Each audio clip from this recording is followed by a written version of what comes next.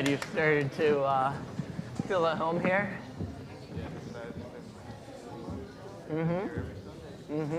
That's great. That's great. Know you a little better,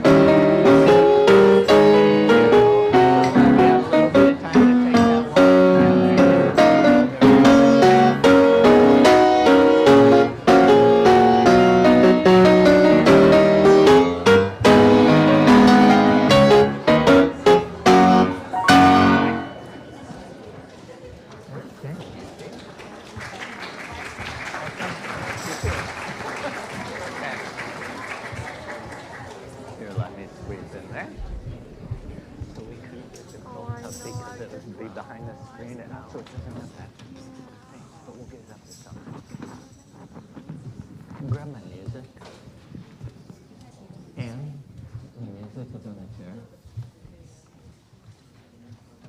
Thank you.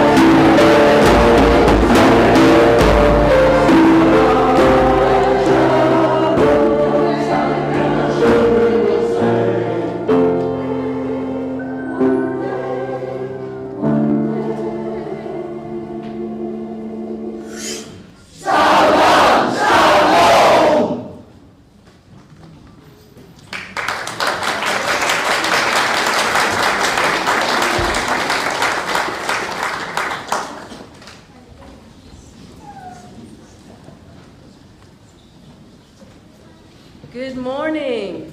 Good morning. Welcome to Bellingham Unitarian Fellowship. I am Reverend Tessie Mandeville, community minister. Everybody hearing me okay? I'm Reverend Tessie Mandeville, a community minister here at Buff, and we are glad you are here with us, whether you have been here many, many times, whether you are visiting for the first time, whether you're here in person or you're joining us via Zoom. We are glad that you are here. You know, we ministers tend to think that every Sunday is special, but this Sunday in particular has a special meaning for us. One day, 11 years ago, we welcomed the Reverend Paul Beckel and his wife Jane into our spiritual community. And we're so grateful that you did. When our youngest child graduated from high school, Jane and I decided that Bellingham is where we wanted to spend the next season of our lives, and that you were the people who would become our core community. But our circumstances have changed, so today we say our poignant goodbyes. We're thrilled to be welcoming a second grandchild in Minneapolis in a couple of weeks. We will do so as people changed by your love and by these lands and waters. For 11 years under the same sun, we have done ministry together. We have answered the call to love. We have sung songs of freedom. We have done justice. We have shown kindness and walked humbly with the God of our understanding. And now, as we bid farewell to Paul and Jane, we do so with hearts full of gratitude and grace. We send them off with our blessings and well wishes. As I've looked forward to this day, I've known that this very moment would be one of sadness and also great joy. So please join in singing with us song number 327 in the gray hymnal, Joy, Thou Goddess.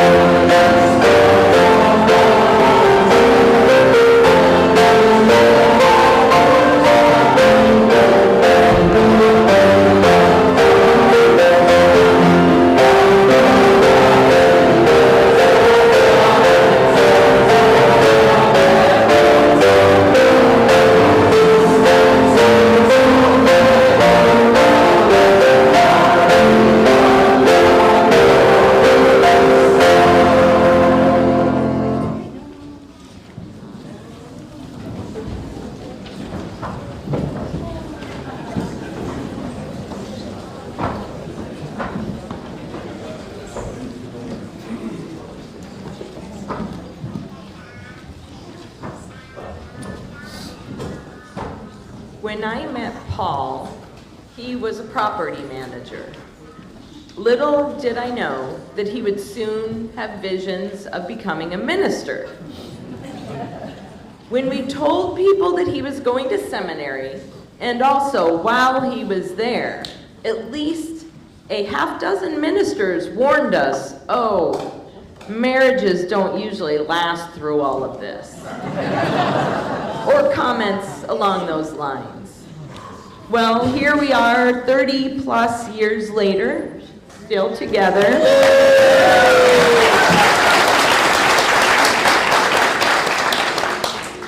But I'm not sure that he could have been fulfilled doing anything else.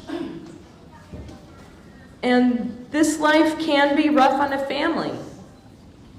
When he's overworked trying to please people who want the opposite in a contentious situation, when he's risked suggesting that people could do better.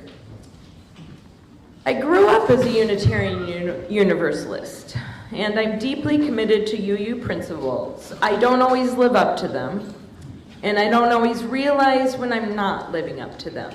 But because I always look out for my family, I do tend to notice when the people he's serving don't always act kindly. I, too, have committed myself to serving others in 35 years as a nurse and then a school counselor.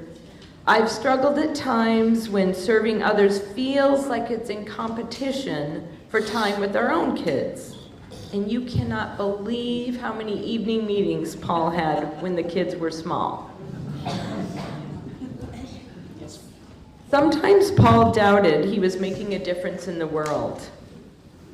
But the rich, full lives we've led and the positives of the congregations and the people in the pews greatly, greatly outweighed the negatives.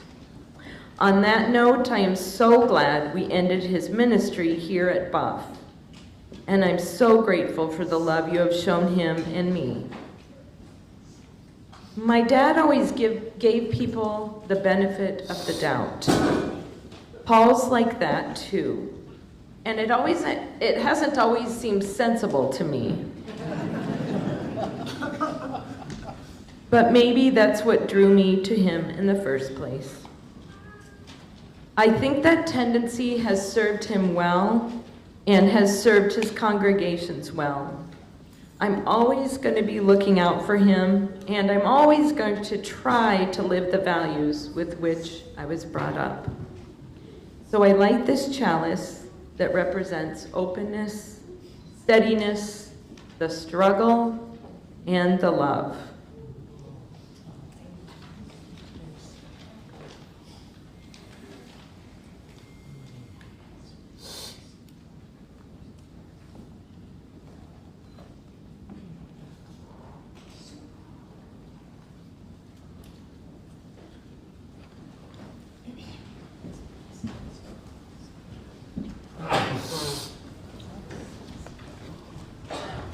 Could all current and former staff of Bellingham Unitarian Fellowship come on up?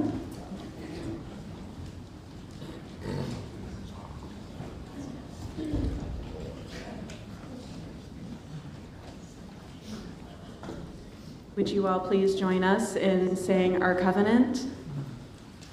The spirit of this fellowship and service gives it life, celebrating our diversity and joined by a quest for truth. We work for peace and honor all creation. This is our covenant.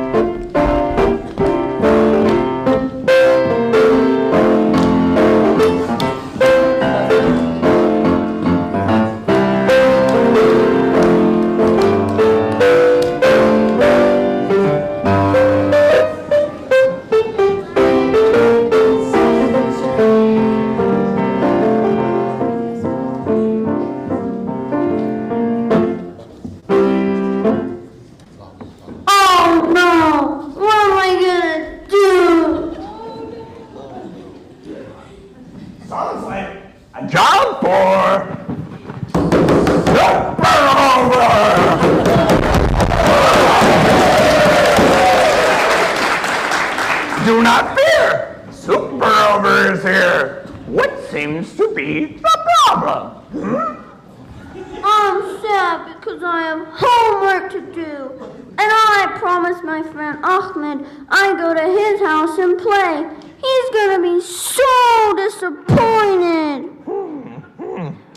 Well, that's an easy one. Do not tell him. No news is good news. I don't know about that. Then he'll be waiting all day and he won't understand. Well, why did you not tell me that very important aspect of the case? Now what? Oh, I'll take care of this. Oh, man!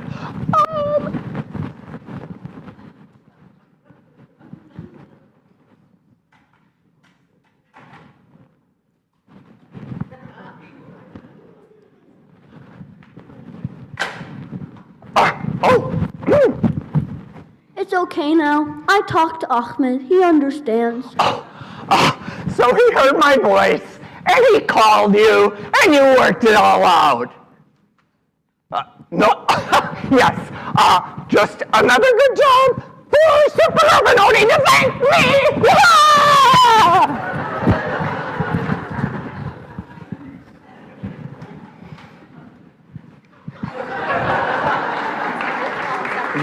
No, you hold that. No, there's another one.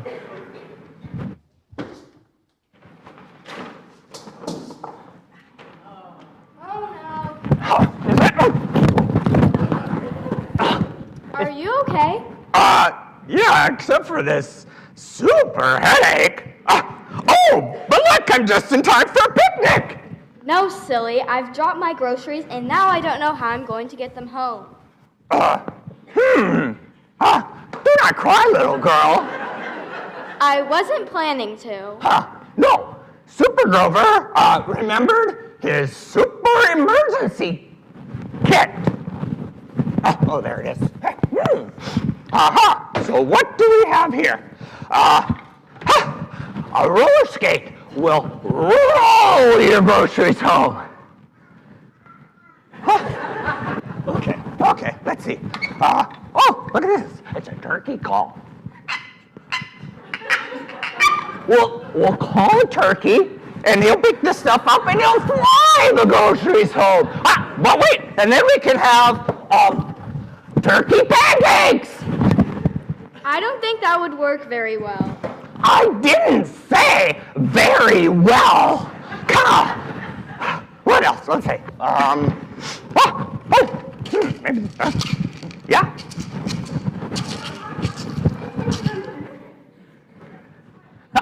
Come on, super ideas don't grow on trees.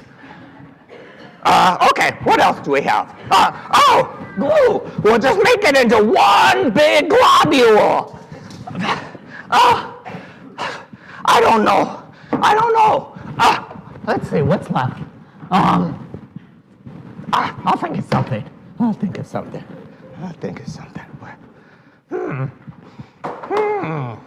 Sorry. What can I do?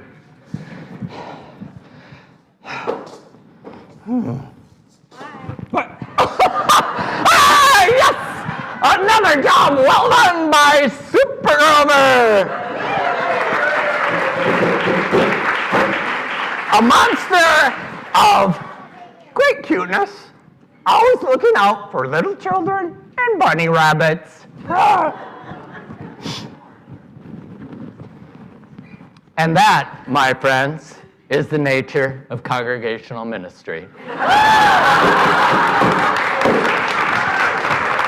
Thank you. Can you take this off for me? Well, we sure are going to miss Super Grover, that's for sure. So, Paul, I'm Barbara Tenhove, and Paul asked that we sing the children to their programs with Go Now in Peace, sung in a round. So I'm going to help lead that. We're going to sing it through once, all together, and then we're going to have this side, and there's so many of you. This side, it's going to sound awesome, and if a third one comes in, yay. Just follow along. So you might want to stand up, and children, you may go to your programs while we do this. No, I'm getting there.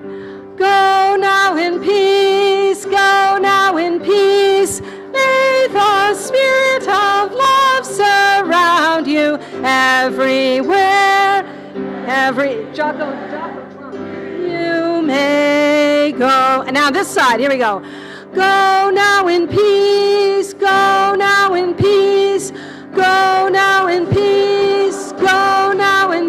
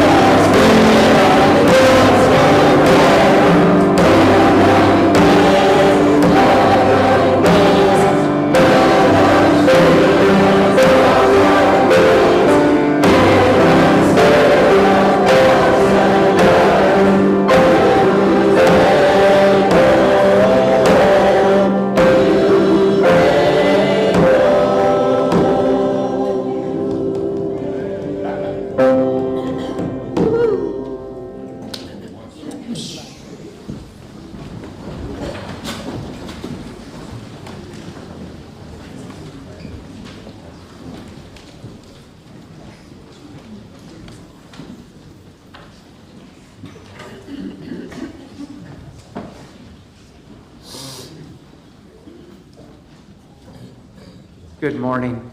Good morning.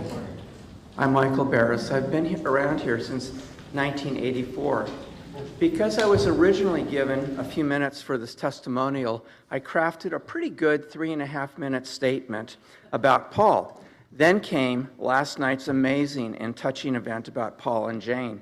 It was great, but my pretty good testimonial lay shredded on the floor after hearing last night's more witty and more inspiring speakers.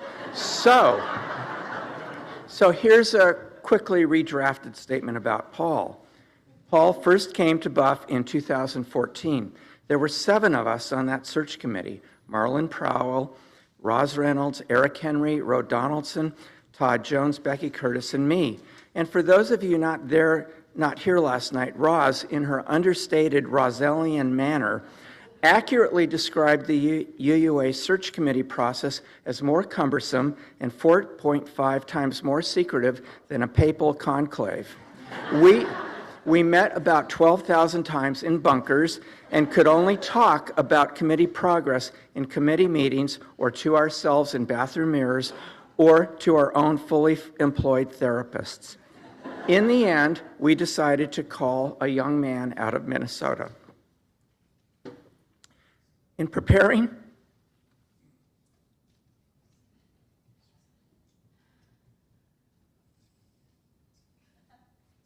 I can do this. Yes, we can. Okay. In preparing these comments, I mistakenly believed for a while that I was the first Buffster to meet Paul when I picked him up at the Bellwether and took him to meet our committee. I then realized that Jerry and Beth Brownfield knew Paul at least 2 decades earlier from their work together at the First Unitarian Society in Minneapolis, where Beth served as RE director for about 175 children, and Paul served as a super-duper and sometimes goofy volunteer. One of Beth's recollections of Paul is how he was incredibly supportive as she implemented an RE-wide curriculum on death, dying, and life passages, with even preschoolers learning about end-of-life transitions by making papier-mâché models. Now, tragedy struck that church when one of their teachers was killed in a bicycle accident. Paul was able, as a volunteer, to help Beth and First Unitarian deal with this tragedy through the curriculum.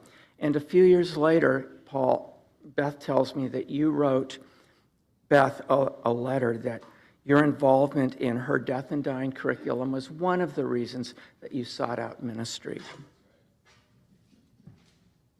Forward now, about 2 decades later, when Paul first came to Buff. In his first years here, he and I took occasional walks. We sometimes talked about Buff, but far more often talked about our lives, our kids, our planet, and the things that emotionally wove through us. We walked more in Paul's first years here and less in recent years, and I know that I will remember those times very fondly. I occasionally teased, which means I teased him a lot, by asking him what could propel a seemingly rational person to seek a position as the facilitator, mediator, center spoke for 250 independent-minded, diverse, strong-willed folks not exactly shy in expressing viewpoints. Here are a few of the things that have mattered to me about Paul in a service. I've loved his willingness to share his personal life story and vulnerability as a way to help us understand the things that we are dealing with. And for those of you who were here last night, did you notice how many speakers mentioned Paul's willingness to share his vulnerability? I've loved his open emotionality during services and other events, often seen in children's stories, to help all of us older children key into deeply important personal and world needs. I've loved that Paul has done what a minister is supposed to do, leave us in a better place than when he first came. Ann and I have been around Buff long enough to know where our strengths and not strengths lie, and the last 11 years have been very good for us. And lastly, I've loved that when we hired Paul, we got the full multi-generational family of two-legged and four-legged amazing beings, all of whom have enriched us and our community. What a blessed gift. And this includes Audie, Whatcom County's most beloved four-legged school counselor. So before closing, one more Beth anecdote. And some of you have heard the story. During the coal terminal struggles that started about 13 years or so ago, Lummi Nation reps came to Buff and asked for Buffsters to go with tribal members to sit on the tracks as a way of protesting the coal terminal project. Beth asked Paul if he'd be a train track witness for her. She sat in a chair on the tracks with a device that prevented her from moving off the tracks. Paul stayed with her the entire time, as did Lummi Nation mamas with their babies. And that train was stopped.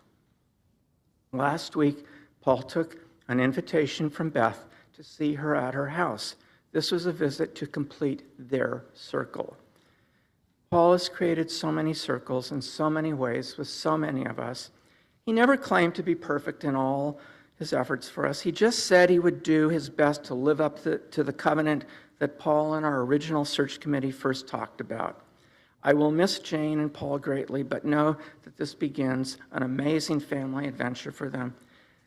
And I realized last night that I'm partly dealing with my own sadness by compartmentalizing it, keeping it a little bit distanced until it fully comes and it's time for ice cream.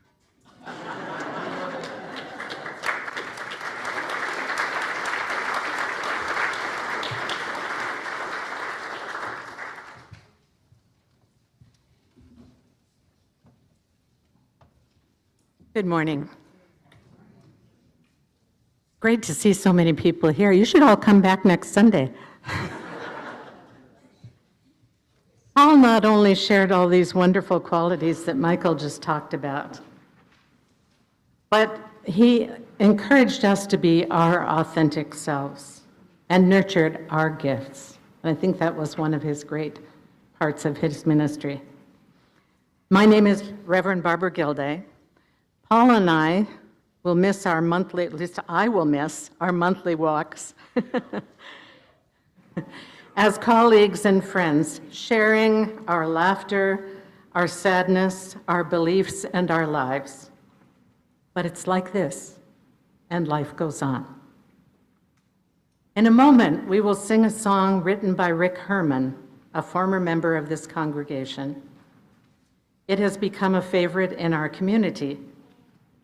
Paul said about the hymn, "I'm grateful to be a part of a community that nurtured Rick's creative passion and has been nurtured by Rick's creative passion. In this way, I feel I'm a part of this song, and the song is a part of me." This, too, is Paul's legacy.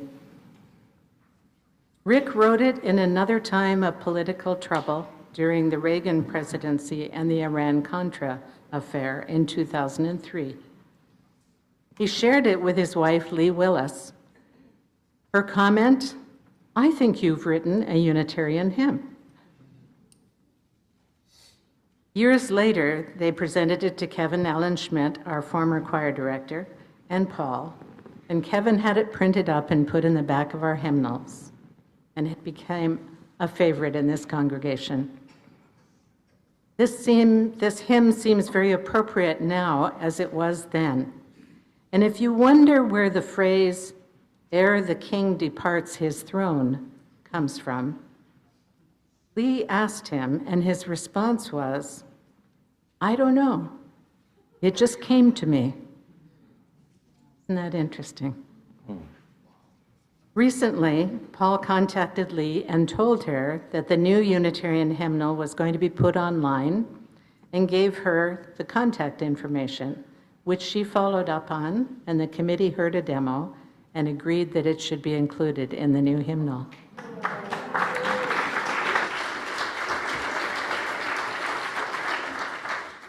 This week, a demo model of the new hymnal, Sing Out Love, is being presented at GA. It takes a village, and together our village was successful in bringing this beautiful hymn to the UU world, written by our dear Rick, now passed, and moved forward by Lee, Kevin, and Paul, now moving on to his next adventures. Let us sing it for and with Paul now. Please rise if you're willing and able. And are the words going to be up on the screen? There they are. Never, Barbara. Never put the words up on the screen.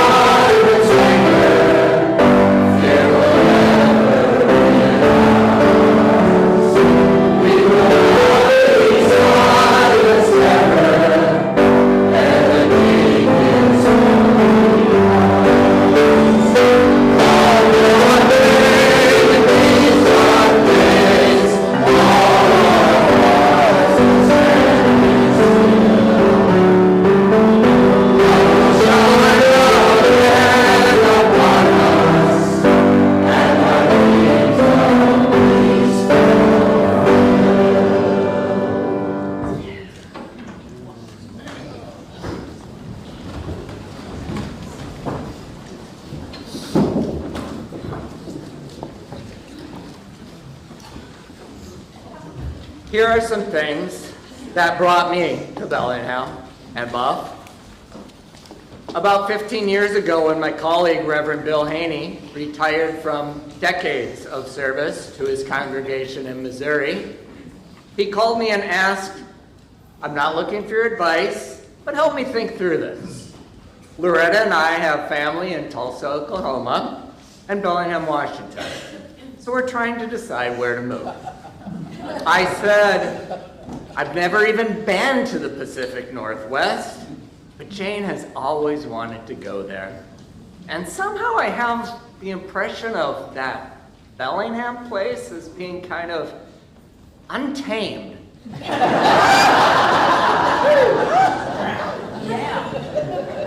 Shortly after that, by strange coincidence, a very outdoorsy family in our congregation in Wisconsin hosted a movie night and showed Mountain Runners, which was about the wacky, audacious origins of sea to ski. So we were attracted to, and it turns out for good reason, the sea, for swimming and paddleboarding, and the endless and outrageously beautiful trails for hiking and skiing and biking. It turned out to be a good match. Being a good match is the key to successful relationships, including that of minister and congregation. It's not about either side looking for the best they can find. What matters is that what brought me to Buff and what brought you to me and what I brought with me and what you needed, even if you didn't know you needed it, all of those things had to fit. Still, of course, you have to go through that dance, each of us trying to convince the other that we are a good match, while at the same time asking very seriously, are we? I can tell you, with Roz Reynolds and Michael Barris on the search committee, that dance was not a waltz. I mean, I was bringing a lot of heart. So far, so good. I love you, Roz. I love you, Michael. But,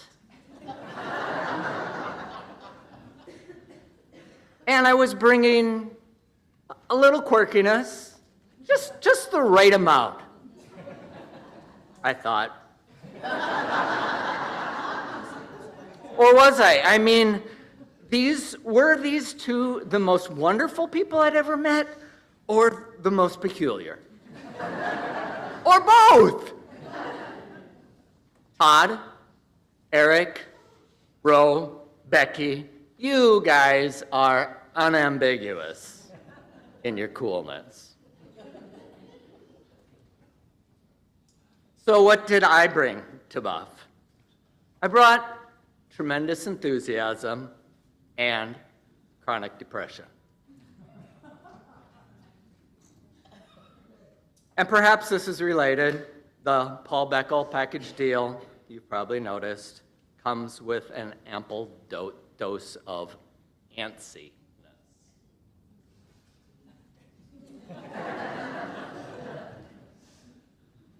I brought a love of music and a desire to integrate music more creatively into both Sunday services and the broader life of the congregation and into the wider community. Buff's music budget was 4 or 5 times larger than that of my previous congregation, which was the same size. So that seemed like a good match. Even, say again? I said, don't get any ideas. Anyway, that made it seem like a good match, even before I came to know the people who would not just be sharing their great talent, but envisioning and proclaiming the good news of Unitarian Universalism at my side. I brought experience of being treated well within my congregations and treated poorly, with just enough naivete to think it would be worth it to give it another go, and enough chutzpah to think that I could handle it. I brought an unwavering confidence in the principles of Unitarian Universalism and the sources from which they emerged, and some doubts as to whether a movement based on these principles or any kind of religious congregation could survive the foreseeable global changes in technology, demographics, finances, and climate. Still, I brought the assumption that our first Black American president was about to be followed by our first female president, and that despite our great challenges, we were on an upward trajectory. And what have I gathered along the way?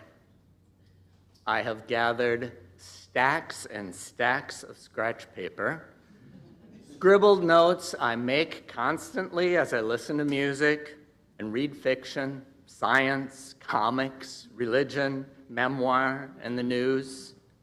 I recently dug up some notes, poached, misquoted, riffed upon in the context of whatever I sensed we were collectively struggling with at that time, such as the reality that personal and social transformation are not guaranteed, but that's no reason to give up. Because it would be arrogant to imagine that I or we can create conditions that will inevitably lead to world peace or climate healing or whatever, but we can conspire to make these irresistible. I mean, that's still pretty audacious, but the guarantee thing seems rather impersonal, not as motivating, whereas working together toward transformation, to me, to make it irresistible, seems more humane. On another scrap of paper, stapled to that one, dated years later, both misfiled with pictures of cats in the San Juan Islands, I found notes about the notion of trying to become our best selves. And I mused how that implies we have a best self, rather than that we might try to instead live ethically and authentically in such a way that we and love would be a good fit in any given moment. I was wondering, maybe it's like the mistaken idea that biological evolution is moving toward some ultimate something, or it already has achieved it. Well, that's not the nature of evolution. There is no highest to be attained by the strongest or the smartest or the holiest. When we're out of sync, it's in relation to the circumstances. So let's not gaze up with despair into perfection. Here's what I will bring with me as I go. I will bring this lovely quilt, which you gave me when I arrived, with a little biker climbing a big hill. Let me tell you, I was stunned by the hills when I first came to town. I was seriously afraid that I wouldn't be able to handle them. But now, I take with me the realization that hills are climbable. And when they're not, they're still part of an astonishingly beautiful landscape. And I will take with me what I have witnessed firsthand, your love for one another, and your love extending far beyond these walls. I will try to carry with me your humility and your appreciation for what you have and who you have. In the midst of this hyper-individualistic and increasingly unkind society, I will remember your unashamedly relying on each other, as I have come to rely on you. My spirit and enthusiasm are alive with the full breadth of the gifts of the Pacific Northwest and the irresistible love toward which I continue to venture forth.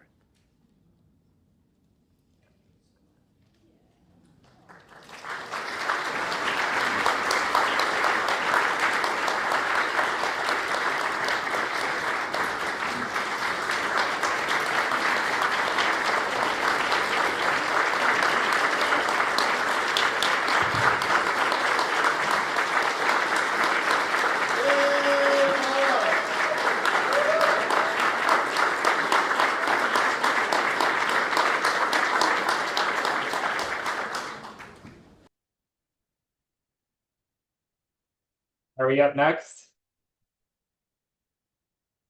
Yes. I think so. Yes, you are. Okay. Okay. Hi, everybody. I wanted to say that we were at the first Paul Beckel sermon. It was a mini sermon, and Paul was nervous, and it was at the Friday night Vesper service at the First Unitarian Church in Chicago. Now it's 32 years later since that, and Mike and I listened to many provocative, inspirational sermons, and now I've just heard the last one. It's been a fine journey, and I love you, Paul.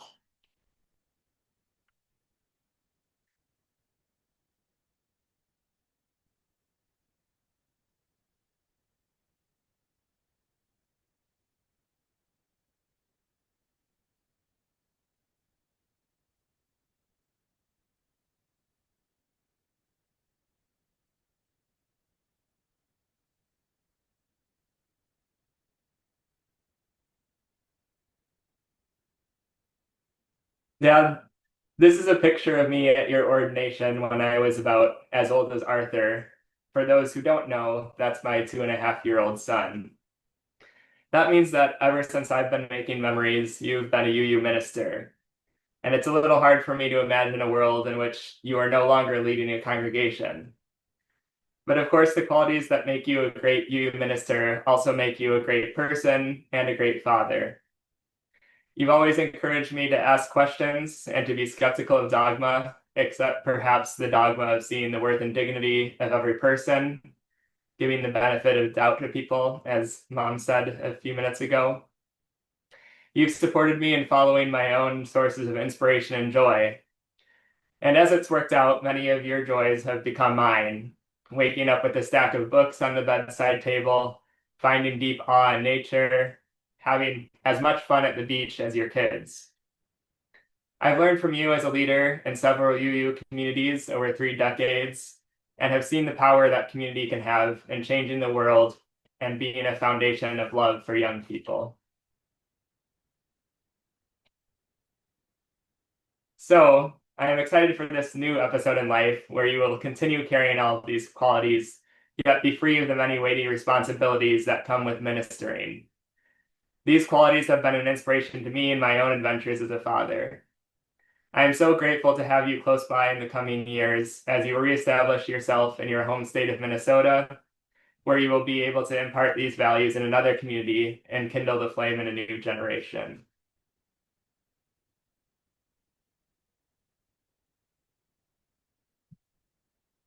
There are many tasks and responsibilities of being a minister that go unseen, but one that doesn't and one that affects all the rest is setting a tone. Each service might have its own tone, but what a church does is more than a collection of individual sermons and a couple of hours on Sundays. My dad, whatever day of the week, in whatever church, in whatever state he was working in, understood this. He set a tone through decision-making by responding to change with a consistency of moral integrity in line with UU principles and his own. This comes naturally to my dad because in true practice, what you preach fashion, his moral consistency doesn't change depending on whether he's at work or not.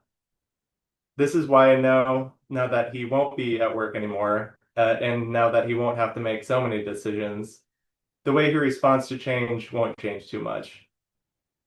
I was once a big change in my dad's life, and he had to respond to that.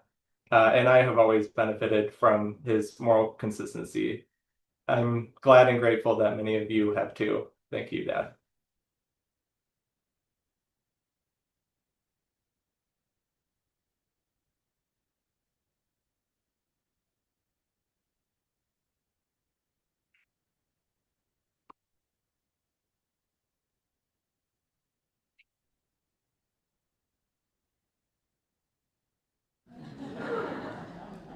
I'm Jocko Tenhove, one of the number of retired ministers revolving around this congregation.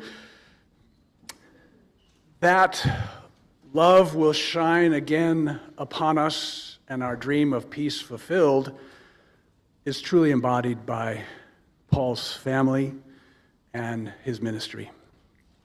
So we're going to sing in a moment a song number 159 in your hymnals, the hardback hymnals. A Song of Peace is the original title for this piece, written by Lloyd Stone when he was graduating from the University of Southern California, in between the two world wars. The poem was put to the Finlandia tune in 1934 and has since then garnered immense affection and power for us, nonetheless so today. As we, well, there was the earth from space, which we will want again there. This song resonates around that. And I invite you to rise in body or spirit and sing 159, A Song of Peace.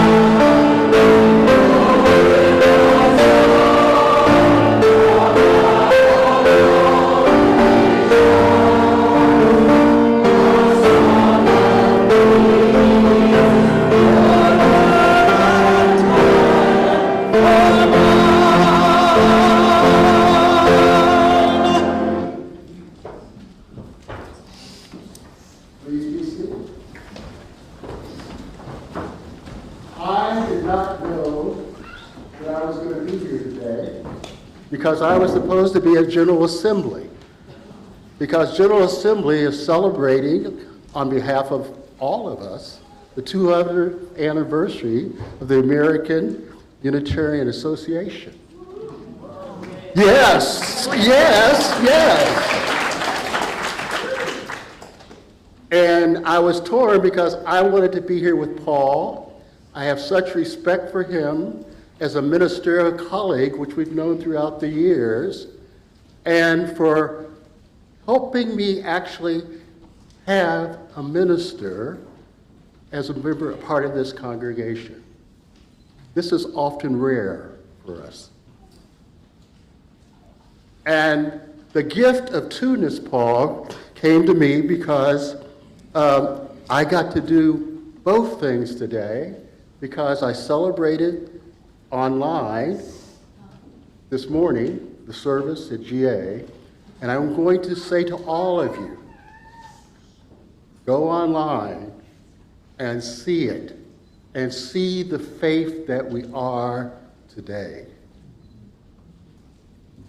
In a time, and I laugh because Paul would decide to retire on this day in his dramatic way. So we'll all remember and others will know it. But I say that because what happened in those years ago, as we became a new entity in religion that lifted and changed Christianity of that time, and began the pathway of creating a sense of love and wholeness as part of a faith. And guess what? That's us. That's us. The other thing is, through the years, the congregations have kept that alive by keeping their doors open. And as a minister, I used to fear this kind of year in the summer because people go away and the money slows down and it makes things challenging. But you know what? This congregation keeps its doors open. This congregation is here in this community when others need it. And at this moment in time, we are needed. So I invite you to be generous in your sharing, and whether in this space, writing a check, or as we say online, those at home, whatever way to do it, the main thing is to do it and do it in love, which is at the center of our faith, and let us be love at the center of our community. So may it be.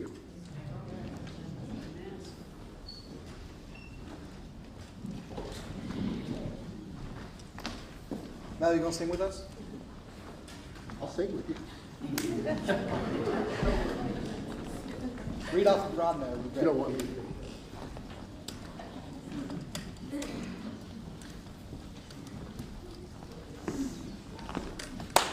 We're going to sing We Are One. If you have ever been a part of Buff's choir, or if you have ever, really absorbed this song, I encourage you either to stand in your pew and sing with us, or just come up here when you feel moved, okay?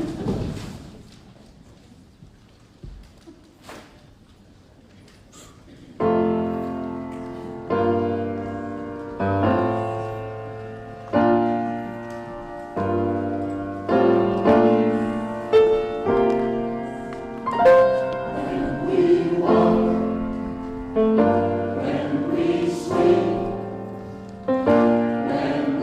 rise, we are one.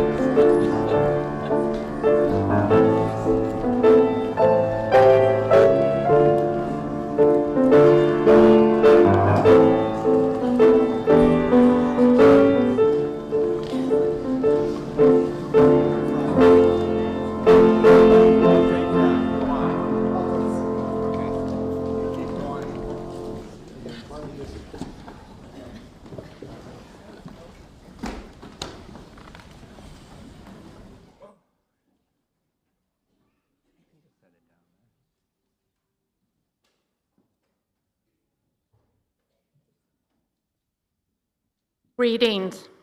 I am the Reverend Deborah Rabel, a retired Unitarian Universalist community minister and an emerita minister affiliated at University Unitarian Church in Seattle. And it has been my pleasure and delight to be with Paul in a monthly small collegial group for 8 of his 11 years of ministry here in the Pacific Northwest. Today, it is my honor to be invited by Paul to take part in your litany of leave-taking as the tender, heartful time has now actually arrived. For you to release Paul from his ministry with you, and for me to then welcome Paul and Jane into the Unitarian Universalist Retired Ministers and Partners Association.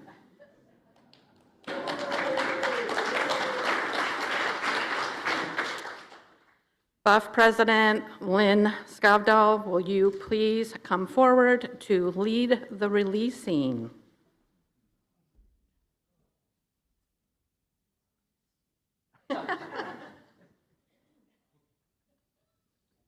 When Reverend Paul Beckel came to BUF 11 years ago, we welcomed him with a service of installation where he made promises to be with us as our minister, serving this congregation with integrity and love. He has done that, and we are deeply grateful. We also promised to support him in the important and intense work of ministry, and we've done so. Together, we are creating beloved community, and we know that will continue even as our paths diverge. Now it's time to release Reverend Paul from the ministry so that he can move with grace and joy into the next phase of his life with Jane and his family. Paul, I ask you, are you ready to be released from your ministry at BUF? If so, say, I am. Are you sure? You rushed your line.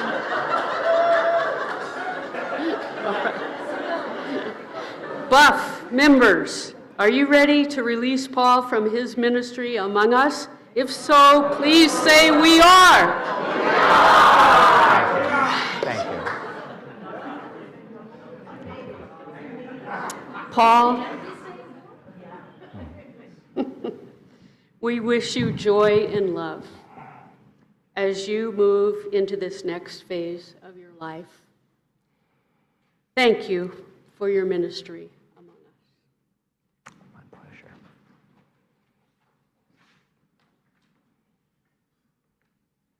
When a minister retires, they are fortunate to become part of the Unitarian Universalist Ministers and Partners Association, fondly called your MAPA.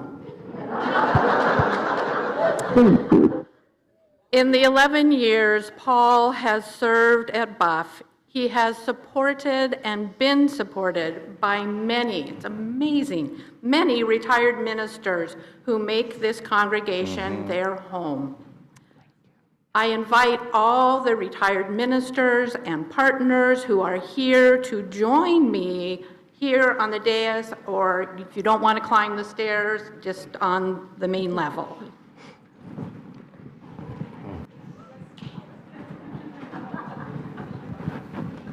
And Jane, will you come and join Paul on the dais up here, please?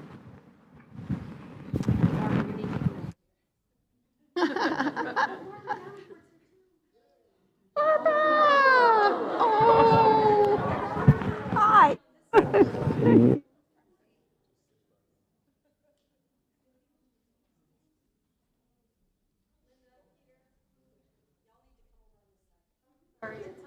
Trying to balance the line. Just gotta take this. Yeah. Oh.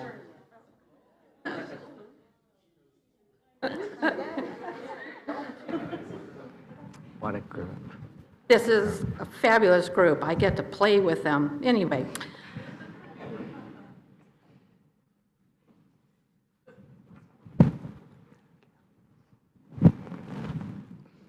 Wow.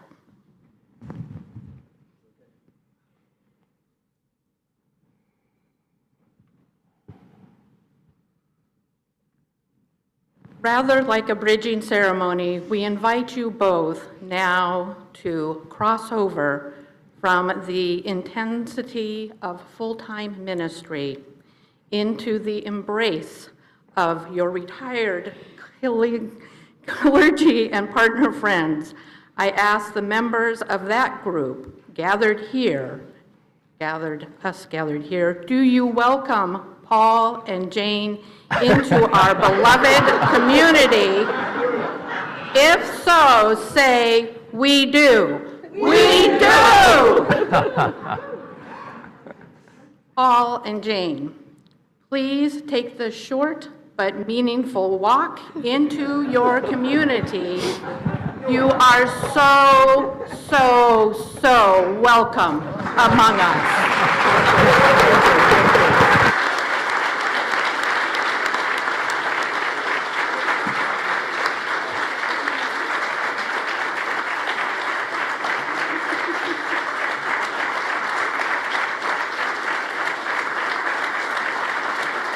Awesome.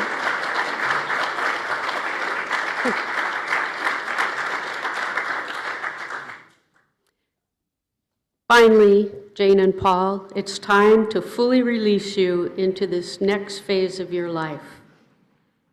As we sing you out, use the song we have sung here many Sundays.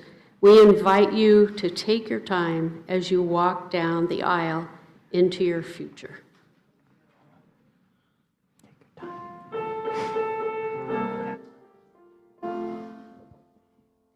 We hold you in our love as we go, as we